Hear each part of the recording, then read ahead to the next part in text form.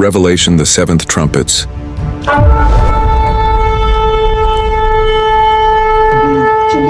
Nangyari po wala na, hindi na makakalit. Kasi po ngayon, ang ginagamit pa lang po natin ay mismo.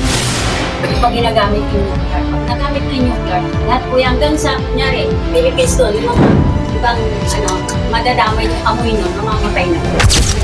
Yung po iniingatan niya yung maggamitan ng nuclear.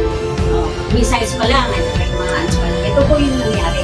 Kasi po, ang revelation po ay pumupulong ng symbols.